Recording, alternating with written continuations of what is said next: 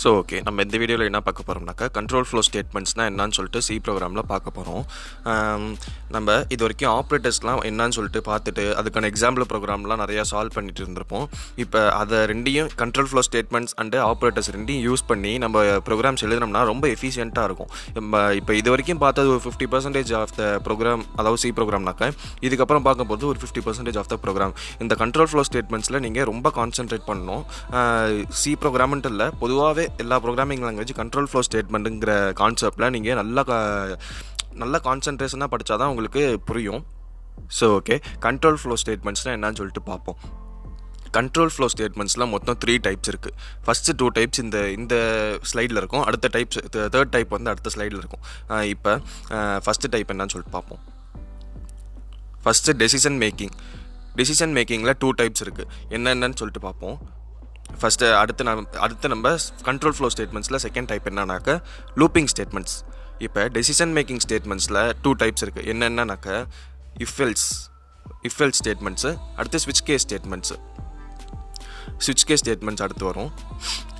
அடுத்து if எல்ஸில் 4 types இருக்குது. First if நம்ம வந்து இஃப் எதுக்கு யூஸ் பண்ணுறோம்னாக்கா ஒரு கண்டிஷன் ட்ரூவாக இருந்துச்சுனாக்கா ஒரு செட் ஆஃப் ஸ்டேட்மெண்ட்ஸை எக்ஸிக்யூட் பண்ணணும் அப்படிங்கிறதுக்காக நம்ம இஃப்பை யூஸ் பண்ணுறோம்.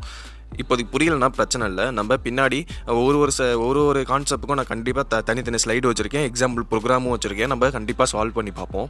இப்போ அடுத்து செகண்ட் டைப் என்னன்னாக்கா இஃப் எல்ஸ், அதாவது இஃப் கண்டிஷன் வந்து ட்ரூவாக இருந்து எக்ஸிக்யூட் ஆகிடுச்சுன்னா பிரச்சனை இல்லை, எல்ஸ் எக்ஸிக்யூட் ஆகாது. ஒருவேளை இஃப் கண்டிஷன் ஃபெயிலாக இருந்து உங்களுக்கு எல்ஸ் பார்ட் தான் எக்ஸிக்யூட் ஆகும் இஃப் கண்டிஷன் ஃபெயிலாக இருந்தால். அடுத்து இஃப் எல்ஸ் இதெல்லாம் நம்ம இஃப் லேடரில் படிப்போம். இப்போதைக்கு புரியலனா பிரச்சனைலாம் பார்ப்போம். அடுத்து நெஸ்டட் இஃப், ஒரு இஃப்க்குள்ளே இன்னொரு இஃப் இருந்துச்சுன்னா அதான் நெஸ்டட் இஃப்னு சொல்லுவாங்க. ஸ்விட்ச் கேஸு அது ஒரு தனி கான்செப்ட், கண்டிப்பாக அதுக்கு தனியாக வீடியோ போடுறேன், தனியாக எக்ஸாம்பிள் ப்ரோக்ராம்ஸும் கண்டிப்பாக அட்டாச் பண்ணுறேன். அடுத்து லூப்பிங் ஸ்டேட்மெண்ட்ஸில் 3 டைப்ஸ் இருக்குது. என்னென்னாக்கா first for loop, while loop, do while loop. இது 3 தான் லூப்பிங் கான்செப்ட்கான எக்ஸாம்பிளில் இது 3 தான் லூப்பிங் ஸ்டேட்மெண்ட்ஸ்க்கான சப் ஹெட்டிங். ஃபார் லூப் இருக்குது, வைல் லூப் இருக்குது, டூ வைல் லூப் இருக்குது. தனித்தனியாக இதுக்கு தனித்தனி வீடியோ போடுறேன், தனித்தனி எக்ஸாம்பிள் கான்செப்ட்ஸும் நிறையா இருக்குது, நான் உங்களுக்கு சால்வ் பண்ணி எக்ஸ்பிளைன் பண்ணுறேன்.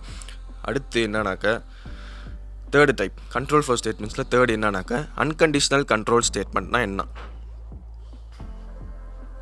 அன்கண்டிஷனல் கண்ட்ரோல் ஸ்டேட்மெண்ட்டில் 3 டைப்ஸ் இருக்குது. First break, continue, go to. இது 3 தான் அன்கண்ட்ரோல் கண்டிஷன் ஸ்டேட்மெண்ட்டுக்கான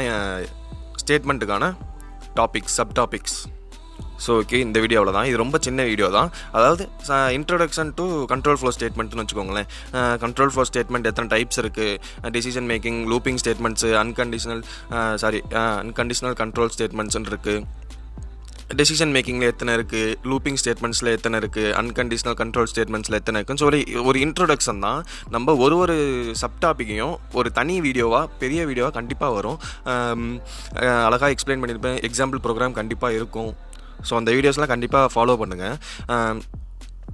நான் இதுக்கு தனியாக ஒரு பிளேலிஸ்ட் வேணாலும் போடுறேன், கண்டிப்பாக அந்த பிளேலிஸ்ட்டை ஃபுல்லாக பாருங்கள். அப்போ தான் உங்களுக்கு கண்ட்ரோல் ஃப்ளோ ஸ்டேட்மெண்ட்ஸ்னால் என்னன்னு சொல்லிட்டு புரியும். இந்த வீடியோ மட்டும் பார்த்துட்டு ஒரு சில வீடியோஸ் பார்க்கலனாக்கா உங்களுக்கு கான்செப்ட் புரியாமல் இருக்க வாய்ப்பு இருக்குது. ஏன்னா தனித்தனி கான்செப்ட்டுக்கு தனித்தனி வீடியோஸ் போட்டுக்கிட்டு இருக்கேன்.